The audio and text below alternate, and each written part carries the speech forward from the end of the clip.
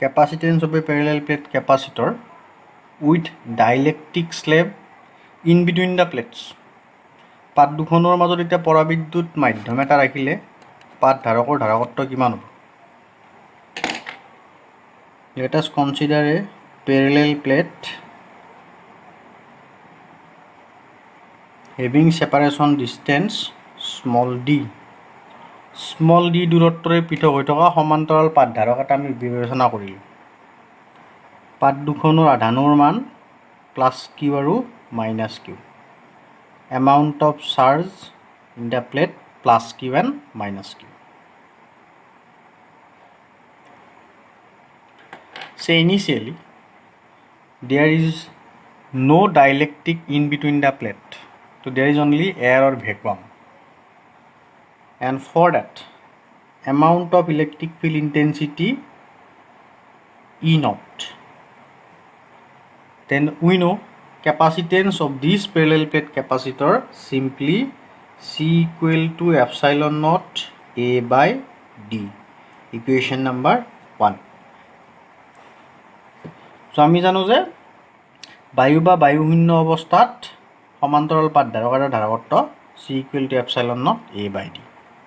Now we are going to introduce a dielectric slab of, say, suppose thickness small t. পৰাবিদ্যুৎ মাধ্যমৰ টুকুৰা এটা আমি ইয়াত স্থাপন কৰিলোঁ যাৰ বেদ small t.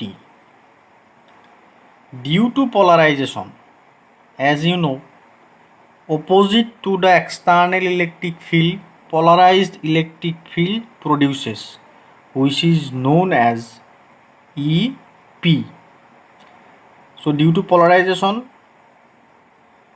negative charges are going to accumulate on this face, similarly positive on the opposite face. এইটো তোমালোকে পাইছা মেৰুকৰণৰ বাবে পৰাবিদ্যুৎ মাধ্যমৰ টুকুৰাটোৰ এইখন পৃষ্ঠত কেৱল ঋণাত্মক আধানবিলাক আবিষ্ট হ'ব আৰু অপজিট পৃষ্ঠখনত ধনাত্মক আধান আবিষ্ট হ'ব। চ' সেইবাবে পজিটিভ টু নেগেটিভ অৰ্থাৎ বাহ্যিক বিদ্যুৎ ক্ষেত্ৰৰ বিপৰীতে পৰাবিদ্যুৎ মাধ্যমৰ টুকুৰাটোৰ ভিতৰত আন এখন বিদ্যুৎ ক্ষেত্ৰ সৃষ্টি হ'ব। Therefore, inside the dielectric slab, the effective electric field আমি আগতে পঢ়িছিলোঁ, এতিয়া পৰাবিদ্যুৎ মাধ্যমৰ টুকুৰাটোৰ ভিতৰত কাৰ্যকৰী বিদ্যুৎ ক্ষেত্ৰ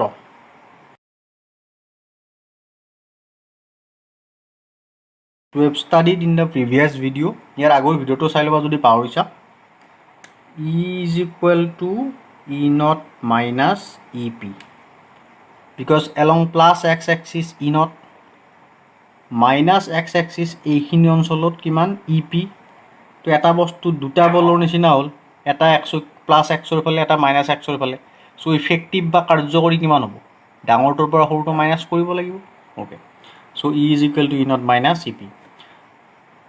এইখিনি মনত ৰাখিবা, E is the electric field, এইখিনি বিদ্যুৎ ক্ষেত্ৰ কেৱল কোনখিনি অঞ্চলত প্ৰভাৱ বিস্তাৰ কৰিব?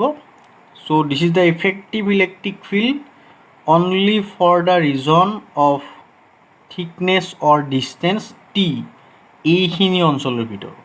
Okay, but again E naught is the electric field for that region. ইয়াৰ পৰা ইয়ালৈকে বা ইয়াৰ পৰা ইয়ালৈকে এইখিনি অঞ্চলত কি আছে? এয়াৰৰ ভেকুৱাম। চ' ইয়াৰ পৰা আৰু ইয়াৰ পৰা এইখিনি অঞ্চলত ইলেক্ট্ৰিক ফিল্ড কিমান থাকিব? ই নটে থাকিব। ইয়াত মই লিখি দিছোঁ, E naught is the effective electric field for the region. ইয়াৰ পৰা ইয়ালৈকে ডিষ্টেঞ্চ ডি, এইখিনি কিমান? টি। তো ডেট মিনছ ই নট ক'ত কাৰ্যকৰী হ'ব? D minus T.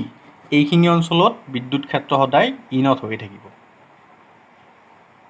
So therefore, potential difference between the two plates of the capacitor, পাত ধাৰকটোৰ দুয়োখন পাতৰ মাজৰ বিভৱ ভেদ কিমান হ'ব? Potential difference between the plates of the capacitor, পাত দুখনৰ মাজত বিভৱ ভেদ we know E is equal to minus dV by dr. তো dV is equal to taking the magnitudes only, কেৱল মানটো চাম আমি ই ডি আৰ বিদ্যুৎ ক্ষেত্ৰ আৰু ক্ষেত্ৰখন ক'ত কাৰ্যকৰী হৈছে এইখিনি ডিষ্টেঞ্চ যে ধৰি ল'লোঁ ভি এইখিনি অঞ্চলত বিদ্যুৎ ক্ষেত্ৰ কিমান টি অঞ্চলত বিদ্যুৎ ক্ষেত্ৰ E naught minus E p so' E naught minus E p into t plus বাকী এইখিনি অঞ্চলত for that region what is the amount of electric field simply E naught. So E naught for the distance D minus T. So this is according to that equation. Now we are going to introduce dielectric constant. Very simple. এইফালে কেৱল mathematical treatment. Since dielectric constant is defined by this way also, you know that one. এইখিনি যদি পাহৰিছা আগৰ ভিডিঅ'টো চাই ল'বা. So E is equal to E naught by K. Rewriting V E naught minus EP মানে E actually এইটো মই আগতে লিখিব লাগিছিল E naught minus EP means E. Okay, now we are going to introduce that one. E means E naught by K, E naught by K T plus E naught D minus T. Taking common E naught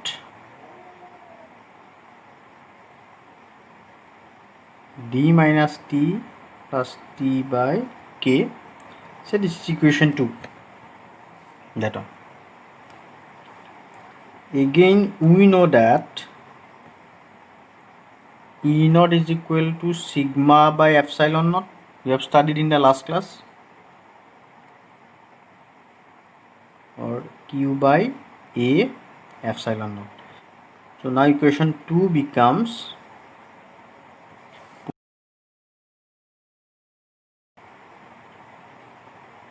say this is equation 3. So now we can define capacitance. Therefore capacitance of the capacitor এটাকে পাত ধাৰকটোৰ ধারকত্ব C equal to Q by V. Putting the value of V from equation 3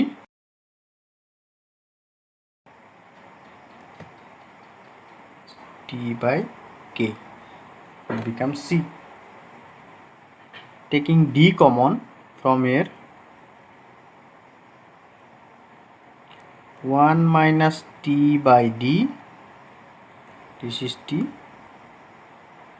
plus T by dk.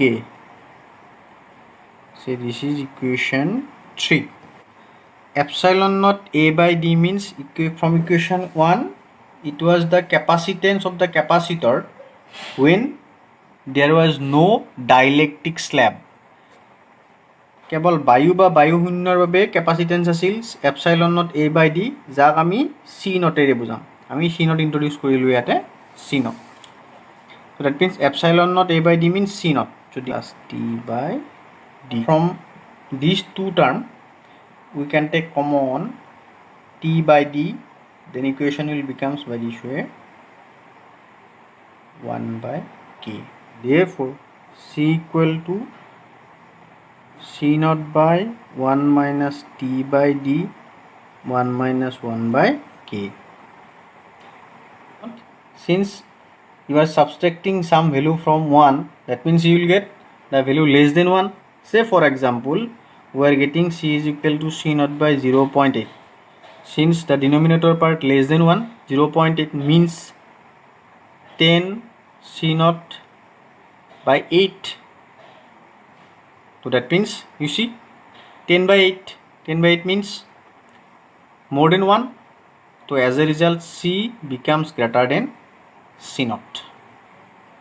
One special condition if the dielectric slab fully cover the entire distance এই টুকুৰাটো যদি সম্পূৰ্ণৰূপে পাত দুখনত লাগি থাকে তো তেতিয়া কি হ'ব T is equal to D.